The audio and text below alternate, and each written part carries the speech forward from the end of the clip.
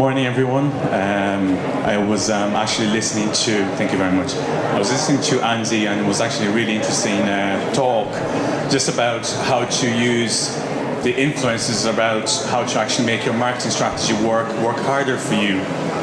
But what I'm talking about today is about insights. So that's a little bit of a step before creating your marketing strategy and actually working with influencers. So one of the quick things for me and for you to understand is what is an actual insight. If you Google it, there are tons and tons of definitions of what insight is. And one of the key things for you to understand, sorry, the writing might be a little bit small here, so I actually read one that I really like.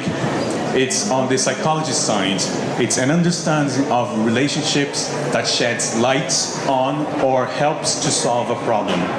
So companies, more often than not, will try to find solutions to what the consumer is looking for. And there are different ways to do it, and there are simply two insights that I see are really important. If you look from a customer and consumer insight, it is about interpretation of behaviors on what people do. So it's when you look at your sales and if you look at the consumer trends, you get to understand what people are buying, what they're buying for, and you can understand and find little nuggets on what you can do and how you can drive more sales or potentially develop an MPD. So the two types of insights, the way I'm looking at this, some people might say, oh, it's really about the attitude, but there are actually two. One is your behavior. It's consumer behavior. It's all about the top line on what people do. So if you take the likes of Nielsen or Kantar research on our data, you get to understand what people are buying, how often they're buying, what they're buying for, what type of households they're, the product is bought for. And that is great. But then the key thing, and this is really the long-term play, is to understand the attitudes. So the key questions really is the what and the why. So once you know what they're doing is really important, but the why is really the long-term play to understand why they're doing it. If you look at some of the food trends that you see out there, the likes of granola sales are going through the roof, where your standard breakfast sales are stagnant, for want of a better word. So, but why people are doing it? Because they want to be healthier, so they want to maybe make their own breakfast cereal, or make bread, So if you get to understand that, then there's a huge difference on what you do in terms of planning for your MPT or your marketing campaign. I put in a few case studies just so you to kind of maybe help to visualize and see what I mean by the insight and what you can do with it. First, I looked at the baby wipes category, and I just wanted to quickly see from a top-line view. I tried to understand sort of an issue that is out there. And a lot of people go and say, God, baby wipes are so versatile. I can wipe floors, I can wipe stains, I can wipe the baby's bum, and it's really useful. But is it though? Is it really an opportunity, or is it actually an issue? For a lot of parents, me being one of them, it is an issue, because surely if it's cleaning walls and cleaning stains, how much chemicals are in this product, and I'm putting that on my baby. So the need is to look for baby-friendly solutions. And there are tons out there, but one that I just want to highlight today is the one that I've looked at, and it's water wipes. It is, according to the latest checkout top 100 brands, it's the number 2 brand in Ireland. It came from basically nowhere, and it played against huge giants in consumer goods.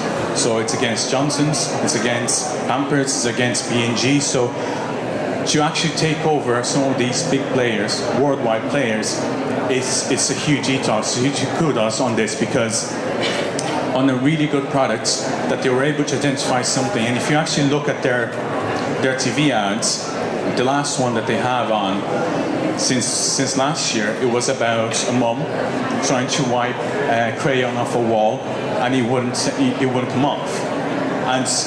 But then she did say, this won't come off because it's water wipes, there's no chemicals here, it's for your baby. And that is an amazing insight, really playing on what the parents really want. And that is driving the brand to be the number 2. And if I have a crystal ball, it probably become the number 1 in the next 3 to 5 years. Look at the next case study, a little bit on the food side. Protein. Everybody's gone mad about protein. Protein this, protein that. Protein is a new solution for the health problems in the world. Isn't that right? Well, the key issue, if you try to understand why protein is so popular today, is because obesity is probably one of the biggest challenges that we face. But what is the need of the consumer? The consumer is looking for a solution. People are, sorry to say, but I think people are lazy. Most people are lazy and they want shortcuts. Give me a solution, give me something to become healthier. But I don't want to go to the hassle of cooking something from scratch. I don't want the hassle to go to the gym every day or train or play sports, but I just want to be healthy. So with its new protein trends, everybody's jumping on the bandwagon and trying to go, oh, let's just add some protein in here. Let's just add some protein there. Let's just actually pull out the claim, because actually I didn't know how much protein I had in my chocolate bar. I just put it in there.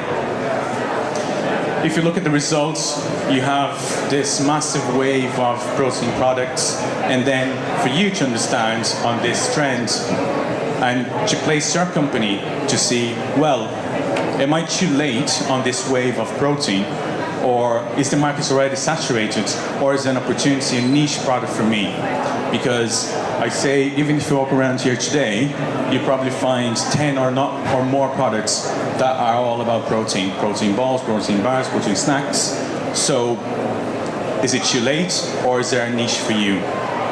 And bear in mind, there's something a bit more around, but I don't sell food, so how is this relevant to me? Well, if you're a marketing agency, by any means, trying to find the right influencers that will help to drive that agenda for you is what you're potentially looking for. Or if you're looking for something around packaging solutions that you can help to make protein consumption easier on the go. So then that's how you can potentially tap into an insight or a trend that may not be 100% relevant to your products today. So bear in mind that when you're looking at insights, when you're trying to find insights, don't look at simply just your category of products that you currently sell. Be aware that, everything is connected. The last one is the baked beans category. It's been a household favorite around Ireland for years and years. Everybody's been buying Bachelors and Heinz for breakfast. Now that has kind of slowly died, and baked beans is used for more lunch or dinner, or sometimes by any means or weekends full fries. So, but again, it's turning into a little bit more of a healthier trend and trying to face on some of the challenges that they had before. And one of the key things is the latest developments that we've seen from the likes of Heinz or Bachelors has been around packaging. How can I make the snack pots? How can I make the bigger fridge packs?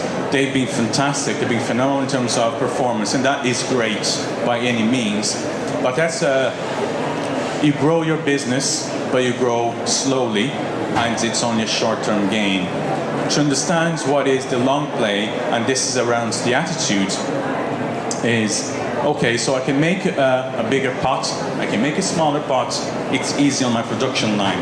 That's great. I can do that, increase shelf space, throw some new news to the category, and my buyer will be happy, my consumers will be engaged, happy days. But if you're looking for a long-term play, what is it that you need to understand? The category is stagnant, people are bored with the product, so how can you actually bring it to today's millennials? This is the buzzword, isn't it? How can I actually get the millennials to buy my products? Well, you need to talk to them. You need to actually get the product to speak for itself. So it's really what's important, and to be truly different. And one of the products that I picked today to look into how you can engage with millennials in what you'd like to say is a boring category is actually cool beans.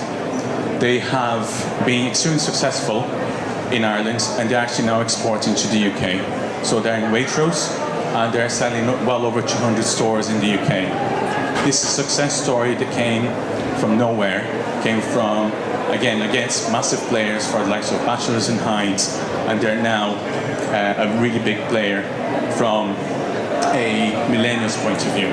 If you look at where they really play, where they're really important, is for the gym goers, people that are looking for the health side. So, and if you can see here, if you look at their packaging in detail, they talk about all the health benefits that people are looking for. So, and I was speaking to one of them actually a few months ago, and I was asking, oh, so which one will be one of your biggest stores? Where do you sell the most? Because I was curious to understand. And they said it was Ranelagh. And I was like, Ranelagh? Super Valley Ran, that tiny store? And yeah, no, there's a gym just above it.